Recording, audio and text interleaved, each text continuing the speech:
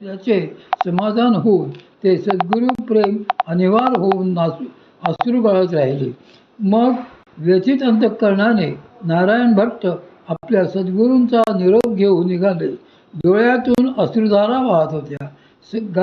गायीपासून वासरू वियोगले की जसे होते तसे दुःख त्यांना होत असे. इकडे नारायण भट्टांची पाठ वळताच श्री स्वामी समर्थ महाराजांनी शिष्यांकरवी तुळोजीराजांना बोलावणे धाडले. हे तुळोजीराव म्हणजे शहाजीराजांचे धाकटे पुत्र व मालोजीरावांचे कनिष्ठ बंधू. ते त्वरित हात जोडून श्री स्वामी महाराजांपुढे हजर झाले. मग श्री स्वामी महाराजांचे त्यांनाही फरमान सुटले, ए तुळ्या, आत्ताच निघ, पुण्याला जा आणि त्या नाऱ्याला पदरी ठेव. अनन्य शरणागत भक्ताच्या योगक्षेमाची काळजी तेच सर्वज्ञ सर्वसमर्थ सद्गुरू वाहत असतात. आज्ञेप्रमाणे तुळजीराजे खरोखरीच पुण्याला गेले. पुण्याला येताच त्यांनी नारायणरावांना बोलावणे धाडले. सर्व हकीकत सांगून त्यांना त्या दिवशीपासूनच त्यांनी जे आपले उपाध्याय आणि खाजगी कारभारी म्हणून नेमून टाकले ते अखेरपर्यंत. सद्गुरूंच्या शब्दाखातर सर्वस्वाला तिलांजली देणारा शिष्य आणि शिष्याच्या योगक्षेमाची मातृवत काळजी घेणारे लोकविलक्षण दयाधन सद्गुरू असा हा समसंयोग खरेच अद्भुत म्हटला पाहिजे. येथे नमूद करण्यासारखी एक विशेष बाब म्हणजे परमपूज्य श्री नारायण भट्ट महाराजांना असा त्वरित उदार आश्रय देऊन त्यांचा परमार्थही सुलभ करणाऱ्या या स्वामी भक्त तुळोजीराजांचे अपार ऋण श्री नारायण भट्ट महाराज आयुष्यभर मानित असतात. ते व त्यांचे चिरंजीव परमपूज्य श्री नरहरपंत या तुळोजीराजांचे वार्षिक श्राद्ध पुण्यस्मरण करण्यास हयातभर कधीच चुकले नाहीत. या प्रेमाला निष्ठेला खरोखरीच उपमा सापडणार नाही. बाईवर श्री स्वामी समर्थांची पूर्ण कृपा. श्री नारायण भट्ट पुण्यात हळूहळू सद्गुरू आज्ञेप्रमाणे स्थिरस्थावर झाले. पुढे यथाकाल त्यांना तिसरे अपत्यही झाले. थोरले नरहरपंत तथा दादा, मधल्या माई तथा पार्वती देवी आणि या धाकट्या माई तथा सीताबाई. बाईचा जन्म 1877 सालचा. धाकट्या माईच्या जन्मानंतर काही कालाने नारायण भट्टांचे कुटुंब निवर्तले. सगळी जबाबदारी नारायण भट्टांवरच पडली. पण मुलांच्या संगोपनात त्यांनी काहीच कसूर फेडली नाही. घरात सात्विकता, शांतता होती. परमार्थ कुशल वडिलांच्या आदर्शामुळे मुलांवरही बालपणापासूनच आध्यात्मिक संस्कार होऊ लागले. पुण्याला बिराड केल्यापासून नारायण भट्ट महाराज साधनेतच अधिक काळ व्यतीत करू लागले.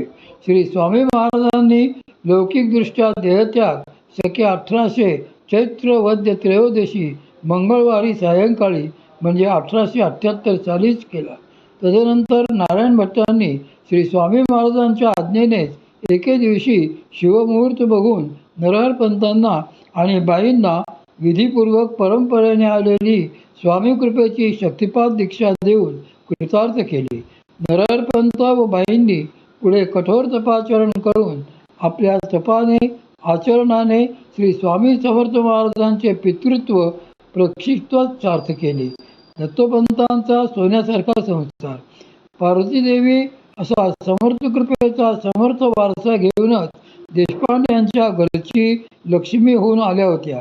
त्या गोऱ्यापान, नाकीडोळी, नीटस, नेटक्या बांध्याच्या, देखण्या, ठेंगण्या, ठुसक्या होत्या. स्वभावाने अतिशय शांत, नम्र, अगत्यशील होत्या. त्यांच्या डोळ्यात विलक्षण स्नेह ममता असे. मात्र त्या जितक्या प्रेमळ तितक्या करारीही होत्या. दक्ष होत्या. पतिसेवेत तत्पर होत्या. काय आणि किती म्हणून त्यांचे सद्गुण सांगावेत. देशपांड्यांचे घरदार त्यांच्या आगमनाने अक्षरशः उजळून निघाले. दत्तोपंत हळूहळू कुलकर्णी पण शेतीवाडी सांभाळू लागले होते. पण खरे तर तो संत जीव अशा व्यवहारामध्ये रमणारा नव्हता. देवावरचा सात्विक, भोळा, सरळ मार्गी असा हा जीव देवांच्या भक्तीत सदैव रंगून जात असे. दत्तोपंत खरेखुरे सांब सदाशिव तपस्वी पण भोळे असे शंकरच होते. मनाने आणि वाणीनेही ही शंकर पार्वतीची जोडी खरेच मुलखावेगळी होती. त्यांचे आयुष्यक्रम, धीरोदात्तता, ईश्वरनिष्ठा हे सगळे बघितले की वाटते ही साधी माणसं नव्हतीच.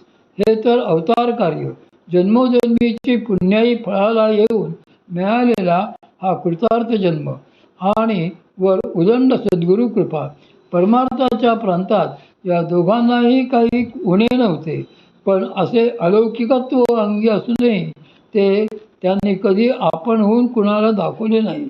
प्रसंगाविशेषाने प्रगटले तेवढेच, पण त्या मोजक्या प्रसंगावरून देखील या दोघांच्या उत्तुंग पारमार्थिक अधिकाराची सहज कल्पना येते. दत्तोपंतांचा पारमार्थिक अधिकार. दत्तोपंतांना दत्तुअण्णा म्हणून सगळेजण ओळखीत. पार्वतीदेवींना जसा श्री स्वामी महाराजांचा कृपेचा वारसा लाभला होता, तसा दत्तुअण्णांना थोर दत्तावतारी विभूती परमपूज्य श्री वासुदेवानंद सरस्वती स्वामी महाराजांचा पूर्ण कृपा अनुग्रह मिळाला होता. दोन प्रमुख दत्त सांप्रदायिक प्रवाह या दाम्पत्याच्या रूपाने एकत्र आले होते. भोरला श्री दत्त महाराज म्हणून मोठे साक्षात्कारी सत्पुरुष होते. त्यांच्याकडेही दत्तोपंत अधूनमधून जात असत. श्री क्षेत्र नरसोबावाडीची पौर्णिमेची वारी करण्याचाही दत्तोपंतांचा क्रम असे. दत्तोपंत असे आतून खरोखरीच दत्तरंगी रंगलेले अधिकारी शिष्योत्तम होते. नसरापूरला देशपांड्यांचे 3 मजली 5 खणी घर होते.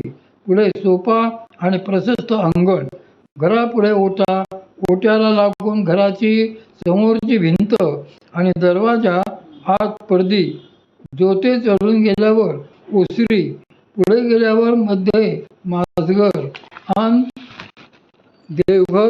देवघराला लागून स्वयंपाकघर, मागे मोरी, मागच्या अंगणात तुळस, स्नानगृह, गोठा, मागची ओटी नि मोठे परसदारी फुलबाग, मोठा गाईगुरांनी भरलेला, शिवाय कुत्री, मांजरे, पाळलेले पोपट असा सगळा गोतावळाही होताच. जानकीबाईंच्या जाणत्या मार्गदर्शनाखाली पार्वतीदेवी आणि दत्तोपंतांचा संसार सुरू झाला. बहुगुणी संसार कुशल, कर्तृत्ववान, परोपकारी सासूच्या हाताखाली पार्वतीदेवींची यथायोग्य जडणघडण होऊ लागली.